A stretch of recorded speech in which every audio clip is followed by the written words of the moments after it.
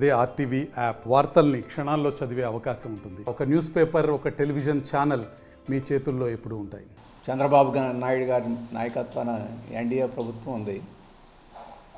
గతంలో YSRP party అధికారంలో ఉన్న ప్రభుత్వాన్ని స్థానంలో ఇది వచ్చింది. కానీ ఈ కాలంలో కొత్త ప్రభుత్వం అధికారంలోకి వచ్చి పరిపాలన చేసిన ఈ కాలంలో పరిస్థితి చూస్తే జగన్మోహన్ రెడ్డి గారి స్థానంలో చంద్రబాబు నాయుడు గారు వచ్చిన మార్పే తప్ప మిగతా విషయాల్లో ఏం మార్పు ఉన్నట్టు కనిపించట్లేదు. జగన్మోహన్ రెడ్డి గారి హయాంలో ఉన్న కాంట్రాక్టర్లే చంద్రబాబు నాయుడు గారి దగ్గర ఉన్నారు పెద్ద పెద్ద ప్రాజెక్టుల్లో. జగన్మోహన్ రెడ్డి గారి హయాంలో చక్రం తిప్పిన ప్రధానమైన అధికారులందరూ ఒకరిద్దరు మినహా చంద్రబాబు గారి దగ్గర కూడా వారే చక్రం తిప్పుతున్నారు. అలాగే జగన్మోహన్ రెడ్డి గారి దగ్గర అదానీ ఒప్పందాలు చేసుకున్నారు. ఇప్పుడు చంద్రబాబు నాయుడు గారి దగ్గర కూడా అదానీ ఆ ఒప్పందాన్ని కొనసాగించుకుంటున్నారు. కాబట్టి అప్పుడు అదానీ, ఇప్పుడు అదానీ, అప్పుడు అదే కాంట్రాక్టు, ఇప్పుడు అదే కాంట్రాక్టులు, అప్పుడే కీలకమైన అధికారులు వాళ్ళు, ఇప్పుడు వాళ్ళు. మరి ఏం మార్పు వచ్చినట్టు? జగన్మోహన్ గారు వెళ్ళి చంద్రబాబు గారు వస్తే అది పెద్ద మార్పు అని చెప్పేసి అనుకోం. ఇందుకు ఒక 3 ఉదాహరణలు చెప్తాను. మొదటిది అదానీ కుంభకోణం. 1750 కోట్ల రూపాయలు జగన్మోహన్ రెడ్డి గారు ముఖ్యమంత్రిగా ఉన్నప్పుడు ఇచ్చి రాష్ట్ర ప్రజల మీద భారీగా విద్యుత్తు ఛార్జీలు పడే పద్ధతిలో 7000 మెగావాట్ల విద్యుత్తుని, సౌర విద్యుత్తుని మన రాష్ట్రానికి కొనుగోలు చేసుకునే ఒప్పందం సెక్కితోటి చేసుకున్నారు. అదాని నుంచి ముడుపులు పొందారు జగన్మోహన్ రెడ్డి గారు. సెక్కితో ఒప్పందం చేసుకుంది జగన్మోహన్ రెడ్డి గారు. మరి 1,00,000 కోట్ల రూపాయల భారం పడే ఇటువంటి ప్రమాదకరమైన ఒప్పందాన్ని చంద్రబాబు నాయుడు గారు అధికారంలోకి వచ్చిన తర్వాత ఎందుకు రద్దు చేసుకోవడం లేదు? గతంలో సెక్కీతోటి ఒప్పందం చేసుకునేటప్పుడు జగన్మోహన్ రెడ్డి గారు చేసుకునేటప్పుడు మేము సిపిఎంగా అభ్యంతరం పెట్టాం, చేసుకోవద్దని కూడా చెప్పాం. ఆ రోజు తెలుగుదేశం చెప్పలా, ఎందుకంటే అదానీ గారితో చేసుకుంటున్నారు కాబట్టి అప్పుడు మెదలకుండా ఉంది. ఇప్పుడు 1750 కోట్ల రూపాయలు ముడుపులు తీసుకున్నాడని జగన్మోహన్ రెడ్డి చేసిన జగన్మోహన్ రెడ్డిని రక్షించడానికైనా సిద్ధం, కానీ అదానిని విమర్శించడానికి మాత్రం చంద్రబాబు గారు సిద్ధం కావడం లేదు. ఓవైపునేమో ఈయన అవినీతి, రాష్ట్రాన్ని ధ్వంసం చేశాడు, కోట్ల రూపాయలు వృధా చేశారని చెప్పి జగన్మోహన్ రెడ్డి గారిని విమర్శిస్తున్నారు. అమెరికాలో లంచం తీసుకున్నారు, లంచం ఇచ్చారని కేసులు నమోదైనా కానీ ఇప్పుడు జగన్మోహన్ రెడ్డి గారి మీద వాళ్ళని వేయడానికి చంద్రబాబు నాయుడు గారు సిద్ధం కావడంలా. అసెంబ్లీలో అదానీ వ్యవహారం గురించి మీరు చంద్రబాబు గారు మాట్లాడిన తీరు చూడండి. అదానీ గారిని ఎలా రక్షించాలి, అదానీని రక్షించడం కోసం జగన్మోహన్ రెడ్డి గారినైనా ఎలా వదిలేయాలని చెప్పేసి అధ్యయనం చేస్తున్నారని చెప్పేసి అడుగుతున్నాను. నిన్న ఆయన ఉపన్యాసం చేస్తున్నాడు శాసనసభలో. ఇసుక వాళ్ళని పీడీ యాక్ట్ పెట్టేస్తాడట, బియ్యం వాళ్ళని పీడీ యాక్ట్ పెట్టేస్తాడట.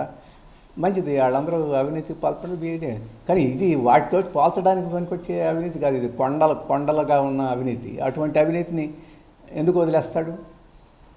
ఏమి ఇక్కడ ఎస్బీఐ లేదా, కేసులు లేవా, పెట్టరా? మోడీ గారు అక్కడ వదిలేస్తున్నారు. ఈడీని, ఇన్కమ్ ట్యాక్స్ని, ఎన్ఐఏని, సిబిఐని చిన్న చిన్న వాటి మీద కూడా ప్రయోగిస్తారు. కేజ్రీవాల్ మీద ప్రయోగిస్తారు, సోరేన్ మీద ప్రయోగిస్తారు, అందరి మీద ప్రయోగిస్తారు. కానీ జగన్మోహన్ రెడ్డి గారితో చాలా స్నేహం, ఆయన మీద ఏమీ ఉండదు. ఇప్పుడు వాళ్ళని ఇడాలి, అక్కడ మోడీ గారు వాడిని ఇడాలి, ఇక్కడ చంద్రబాబు వాడిని, ఏమిటో అర్థం కావడాల. ఈ ముగ్గురు దోస్తానా ఏమిటో అర్థం కావడం. అందుకని ఒకరికొకరు ఆ రకంగా చేసుకోవడం మంచిది కాదు. అందుకని జగన్మోహన్ రెడ్డి గారి మీద వెంటనే కేసు బుక్ చేయాలి. అమెరికాలో చేయగలేంది, ఎక్కడో వాళ్ళకి ఏం సంబంధం లేదు ఈ వీటితోటి. వాళ్ళకు ఒకటి సంబంధం, అక్కడి నుంచి ఎవరు పెట్టుబడి పొందినా ఏ దేశంలో ఆ పెట్టుబడి పొందిన వాడు అవినీతికి పాల్పడకూడదని వాళ్ళ చట్టంలో ఒక క్లాజ్ ఉంది. ఆ క్లాజును బట్టి వాళ్ళు అక్కడ కేసు పెట్టారు. అసలు నష్టపోయేవాళ్ళం మనం కేసు పెట్టడానికి సిద్ధం కావడం. అందుకే చంద్రబాబును వెంటనే జగన్మోహన్ రెడ్డి గారి మీద కేసు పెట్టాలి. ఇంకా అంతగా అదాని మీద కూడా కేసు పెట్టేదానికి రాష్ట్రంలో మోడీ గారు చర్యలు తీసుకుంటాడా లేదని పార్లమెంట్కి చర్చ జరుగుతుంది. ఇక్కడ రాష్ట్రంలో చర్యలు తీసుకునే కొనుక్కోవాలని చెప్పేసి నేను కోరుతున్నాను. జమిలీ ఎన్నికల పాజిబిలిటీ అని అంటే ఇప్పుడు చంద్రబాబు అంతకుముందు జమిలీ ఎన్నికలు బాగలేదు అన్నాడు, ఇప్పుడు బాగుందంటున్నాడు. అంతకుముందు జేడీయూ వాళ్ళు బాగలేదు.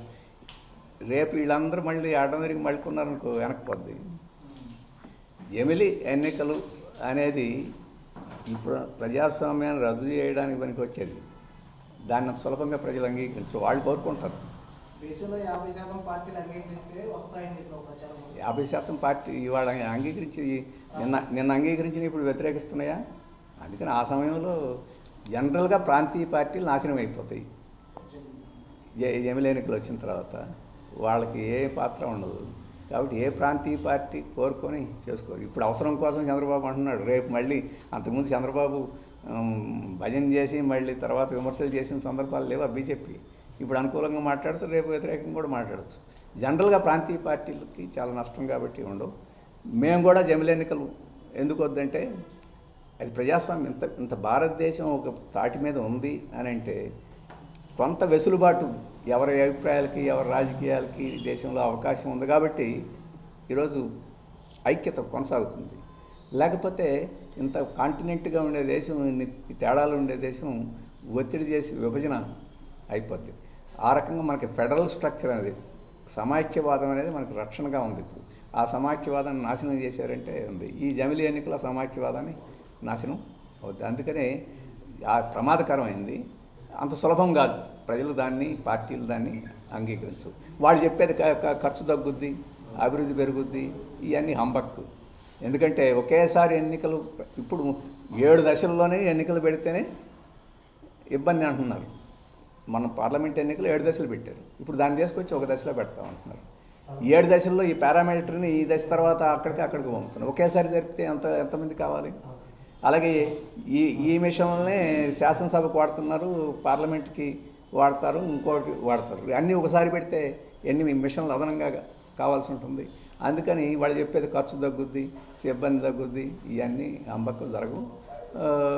ఇంకా మ్యానిపులేషన్ సులభం అవుతుంది. అంటే శక్తి ఉన్నాడు, డబ్బు ఉన్నాడు, వాడు మ్యానిపులేట్ చేసేదానికి అవకాశం ఉంటుంది. ఓడిపోయిన వాళ్ళు గెలిచారుగా జార్ఖండ్లో, ఓడిపోయిన వాళ్ళే గెలిచారు జార్ఖండ్లో. ఏమో అక్కడ చేయగలిగిన వాళ్ళు ఇక్కడ చేయలేరా ఏంటి? మ్యానిపులేషన్ అక్కడ ఎందుకు చేశారు, ఇక్కడ ఎందుకు చేయలేరు? ఓడిపోయిన వాళ్ళల్లా ఈవీఎం మీద పడతాడు. అది చేతగానితనం తప్ప ఈవీఎంలు కూడా చేయొచ్చు. ఇంతకుముందు బ్యాలెట్ ఉన్నప్పుడు ఇంకు పోసి పగలగొట్టి చేయలేదు. ఇప్పుడు కూడా చేయొచ్చు మ్యానిపులేషన్. రుబాబు చేసేసి వాడు వచ్చి గుద్దుకోవచ్చు. అట్టడి కూడా జరుగుతున్నాయి. కానీ దాన్ని బట్టి ఎవడో ఎక్కడో రిమోట్గా కూర్చొని జపాన్లోనో లేదా అమెరికాలో కూర్చొని ఏదో చేసేస్తే ఇక్కడ అయిపోతుందంటే మరి జార్ఖండ్లో కూడా చేసి ఉండొచ్చు కదా. బై ఎలక్షన్లో ప్రిన్సిపల్ బేసిస్గా మాట్లాడటం లేదు. ఓడిపోయిన వాళ్ళ చంద్రబాబే ఈవీఎంస్ మీద బాగాలేదన్నాడు. జగన్ గెలిచినప్పుడు ఏం మాట్లాడలేదు. జగన్ ఓడిపోయిన తర్వాత ఈవీఎంస్ బాగలేదని జగన్ అంటున్నాడు. అంటే గెలిస్తే ఒక మాట, ఓడిపోతే ఒక మాట. మరిన్ని వీడియోస్ కోసం ఛానల్ ని సబ్స్క్రైబ్ చేయండి. లేటెస్ట్ అప్డేట్స్ కోసం వాట్సాప్ ఛానల్ ని ఫాలో అవ్వండి. ఆ లింక్ డిస్క్రిప్షన్ లో ఉంది.